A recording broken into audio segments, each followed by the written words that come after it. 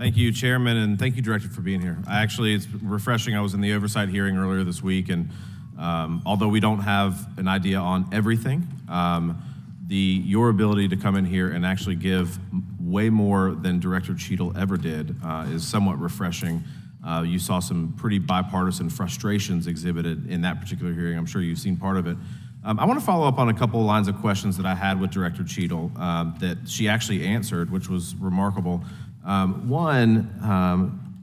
She had indicated that Secret Service at the Trump rally did not have any radio recordings. Is that, in your investigation, is that accurate? I'm not sure I know the answer to that. I believe there may be some recordings on the local law enforcement side. As to whether or not we have recordings on the Secret Service side, I'd have to drill back into that.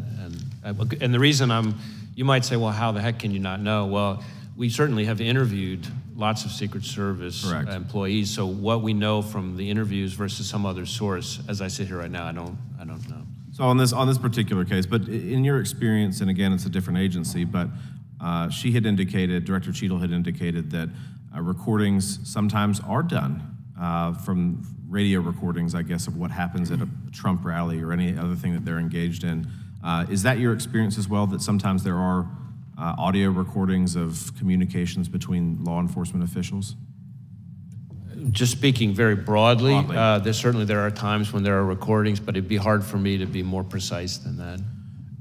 And I know that you can't answer whether they were here in this instance or not, but what would cause recordings to not exist for the Trump rally, if, as a hypothetical? What would be the reason that would happen?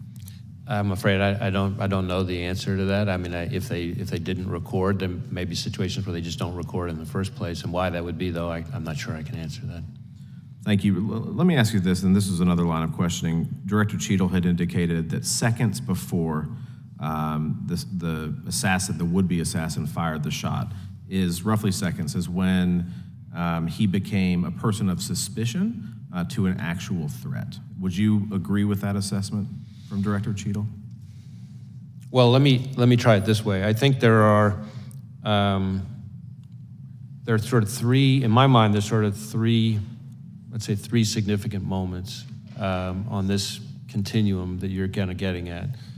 There is roughly an hour before the shooting when local law enforcement observes the individual, the shooter. At that point, as somebody that was a person of concern. I forgot the exact phrasing, and that was based on seeing him with this rangefinder, no observation of a weapon, but there was something odd and off about them that caught local law enforcement's attention. So that's the first moment. Then there's a second moment, which is, I think just minutes before the shooting, where local law enforcement observed him on the roof, but didn't see a weapon, is my understanding at that point. And at that point, their level of concern obviously was even higher.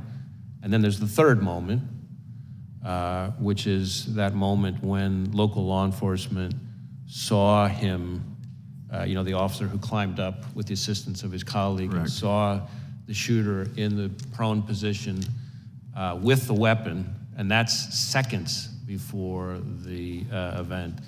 And so, terminology, I'm not sure, but it seems to me there's an evolution of concern over that time period. Correct, an escalating concern. At what point, and this again I just don't know, so I'm curious, at what point is, say, the sniper who killed Mr. Crooks, at what point is he able to fire a shot, and does he have to have authorization in which to do that? I don't know that I know Secret Service's rules of engagement in that situation. It's possible that our interview of the counter sniper has uncovered that. Again, our focus has been, I certainly understand why you're asking the question, but our focus has been on the shooter himself and his actions and the attack. These two other reviews, the DHS Inspector General and the outside independent panel, are both looking at the performance of the Secret Service, which would, I'm confident, include the question that you're talking about. Thank you. And I actually think, from a legislative purpose and what this body will probably ultimately do, it's of great importance that we break down barriers of communication and that we allow, officers to do their job without, so that this doesn't happen again. And I appreciate you being here. Thank you, Director.